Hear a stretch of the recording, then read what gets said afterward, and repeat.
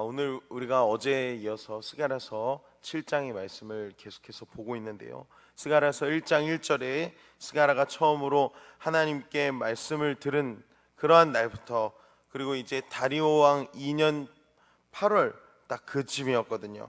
그리고 오늘 우리가 함께 읽은 본문 스가랴서 7장 말씀의 그 기간까지는 약 2년이라는 시간 정도가 지난 상태입니다. 그리고 그 기간 동안에는 우리가 어제까지 우리 스가랴 6장에 보면 8가지 환상의 마지막 부분 우리 함께 나눴었는데요. 그때까지만 해도 페르시아라고 하는 나라의 정세는 제가 뭐라고 그랬죠? 위태롭고 위기의 순간이 참으로 많았던 그런 급격한 변동의 시기였습니다. 그러나 오늘 이 7장에 와서는 이 시기에는 위기의 상황과도 같았던 페르시아가 그 정세가 차츰 안정을 되찾는 그런 과정을 보내고 있는 시기였습니다. 이것은 곧 무슨 말이냐면 페르시아를 통해 진행되었던 유다 백성의 포로 귀환, 예루살렘으로 향한 포로 귀환의 계획 또한 잘 진행되고 있는 상황이다라고 보면 됩니다. 여러분, 이때에 가장 중요한 신앙생활의 포인트가 한 가지 있습니다. 이럴 때 우리는 여러분 안일함에 대해서 주의하셔야 합니다. 전도서 7장 14절 말씀에 보면 이러한 말씀이 있습니다. 형통한 날에는 기뻐하고 공고한 날에는 되돌아보아라. 이 두 가지를 하나님이 병행하게 하사 사람이 그의 장래일을 능히 헤아려 알지 못하게 하셨느니라. 아멘. 여러분, 이게 무슨 말씀일까요? 우리는 언제든지 하나님을 바라봐야 한다라는 말씀입니다. 여러분, 형통한 날에는 기뻐할 수 있어야 되지만 공고한 날에는 되돌아봐야 합니다. 여러분, 우리는 항상 하나님의 섭리와 하나님의 선하신 뜻 아래 그 은혜를 구하면서 나아가는 성숙한 신앙인이 되어야 합니다.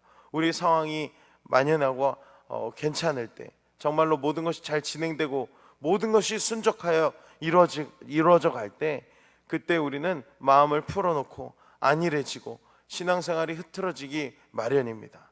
여러분, 그러나 그러한 상황일수록 오히려 우리 살아계신 주님을 더욱더 붙잡고 나가는 저와 여러분 되기를 소망합니다. 왜냐하면 이러한 때 어떠한 상황이 발생되냐면 베델에서 한 무리의 제사장들이 성전 제사장들이 그리고 예언자들에게 찾아와서 말하는 것입니다. 여러분, 베델의 제사장들이라고 하면 특별히 어떠한 사람들일까요? 역사적으로 오랜 신앙을 이어져 나온 그런 고수되어 내려오진 그런 정말로 정통이 있는 사람들이었습니다. 굉장히 자부심을 갖고 있던 그런 사람들이었죠. 그런데 그들이 질문하는 내용이 오늘 이러한 것입니다. 성경을 좀 간단하게 말씀드리면 이렇게 말씀드릴 수 있습니다. 여러 해 동안 5째 달마다 해온 금식을 우리가 계속해야 됩니까? 라고 물어보는 것입니다. 왜냐하면 이제 포로 귀환이 잘 진행이 되고 성전이 건축이 시작되면서 안정적인 이스라엘 백성이 이제 구성되고 형태가 갖춰지는 그런 상황에 우리가 계속 이 포로기 때의 삶처럼 계속 금식을 해야 되냐라는 것입니다. 여러분, 유다력에 5월은 특별한 의미가 있는 달입니다. 5째 달.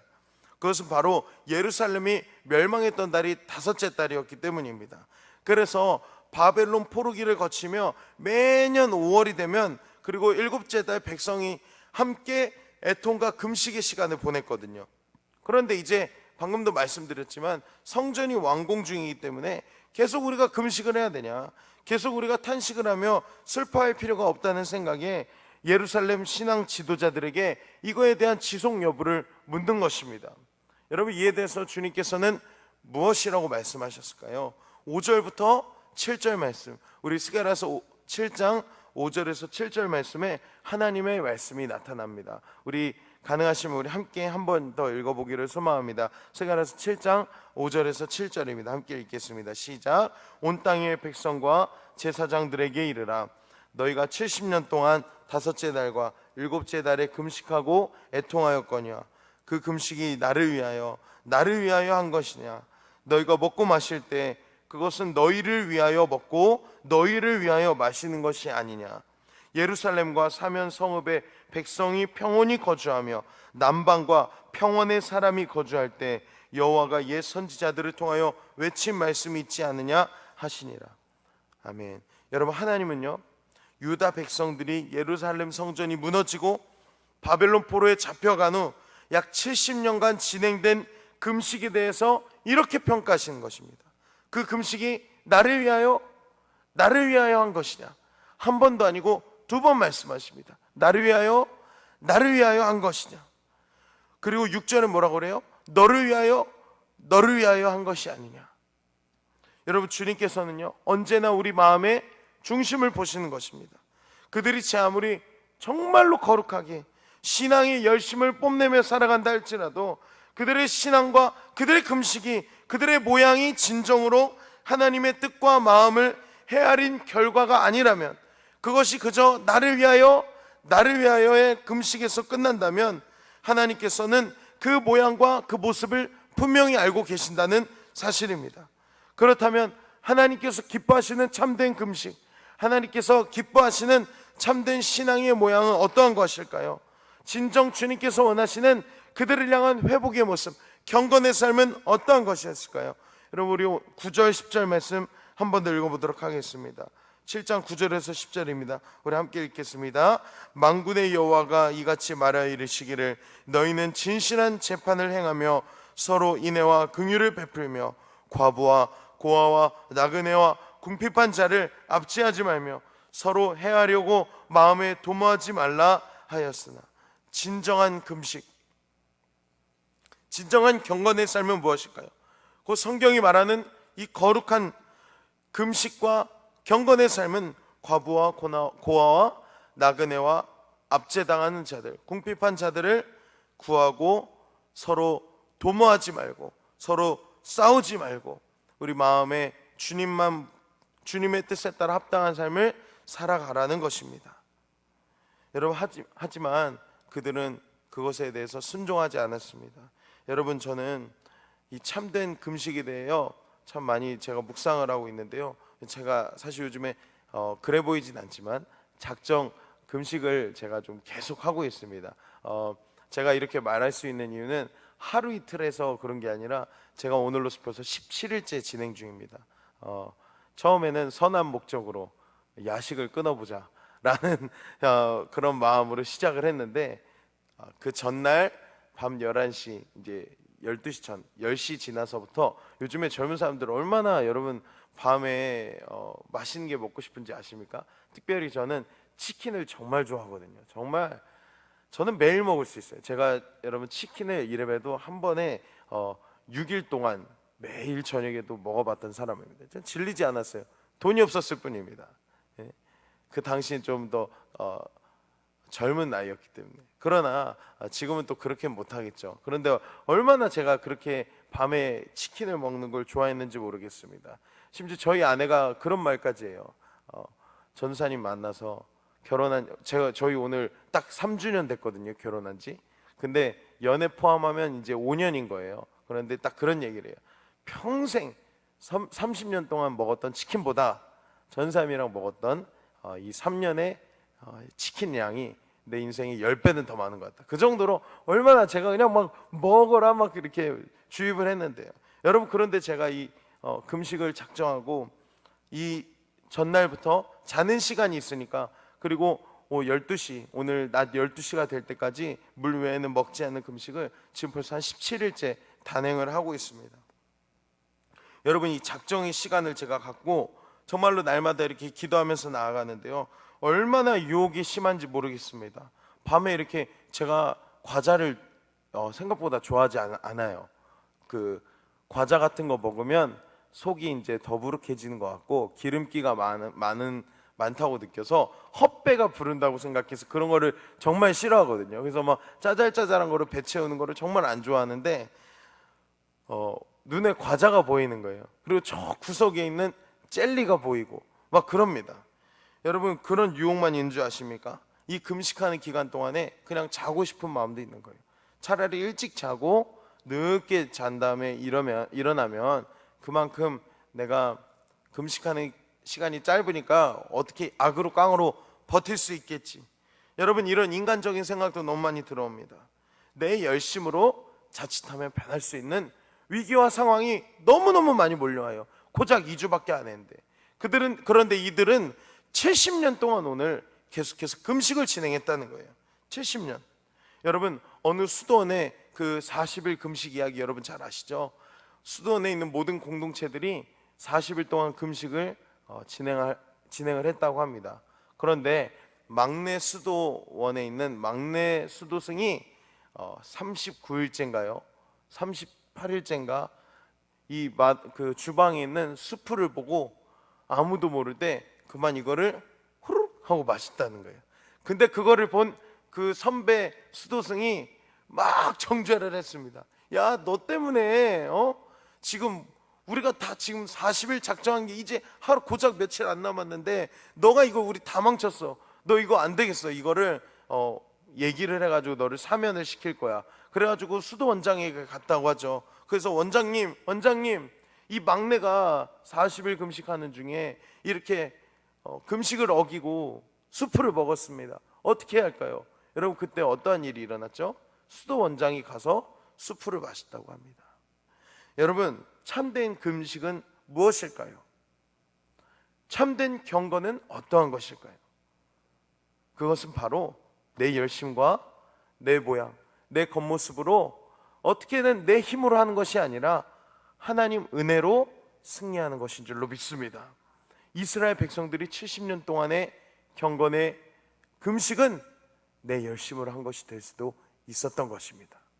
그들이 하나님의 은혜를 구했다면 오늘 정통을 가진 베델의 제사장들은 그렇게 찾아와서 금식을 우리가 계속해야겠습니까? 라고 물어보지 않았을 겁니다.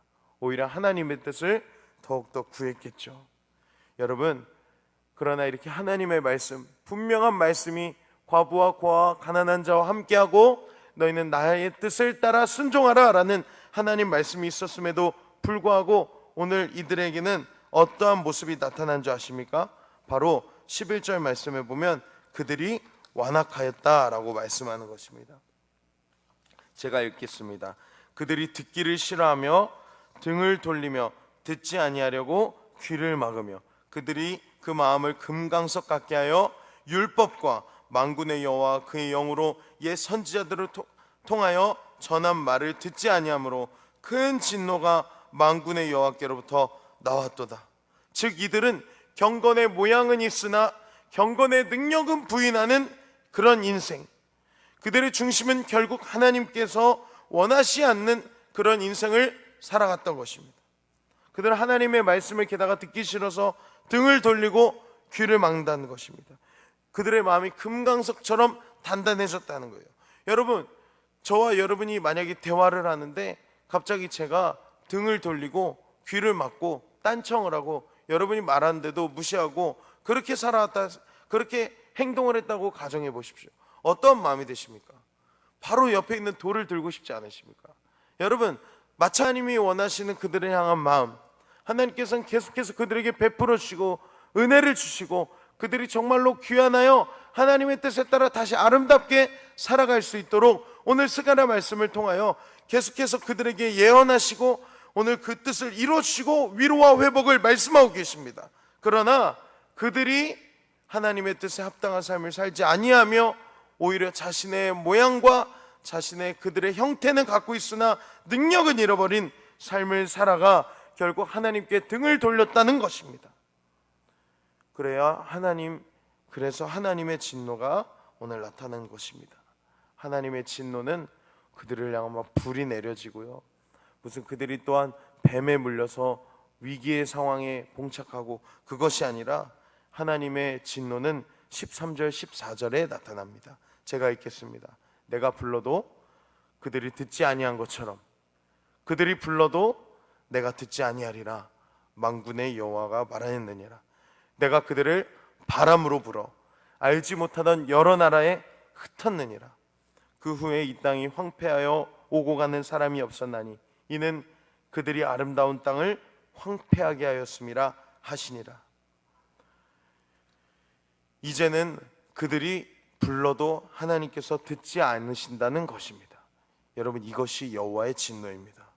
가장 무서운 진노는 우리가 기도해도 하나님께서 우리 기도를 무시하신다는 것입니다. 여러분, 이스라엘이 멸망한 가장 큰 이유는 무엇이었죠? 바로 불순종이었습니다. 여러분, 우리는 이 하나님의 진노에 대해서 이런 생각 가질 수 있어요. 아니, 어떻게 하나님이 그러실 수가 있나? 어떻게 하나님이 그들의 마음을 듣지 않고 그들을 무시할 수가 있나? 여러분, 왜 근데 하나님께서 그렇게 하셨을까요? 그들은 반복적으로 하나님을 계속 무시했던 것입니다. 반복적으로 하나님을 따르지 않았던 것입니다. 여러분, 반복이 계속되다 보면 습관이 되는 것입니다. 습관이 왜 무서울까요? 바꿔지지 않기 때문입니다. 이것을 바꾸려면 오랜 시간이 걸리기 때문입니다. 그들은 계속해서 하나님을 무시했고 하나님께 등을 돌리고 계속 귀를 닫고 살아가는 것이 습관이 되었던 사람들이었습니다. 오늘 그래서 하나님의 진노가 그들에게 나타나는 것입니다. 여러분, 오늘 말씀은 정말로 간단합니다.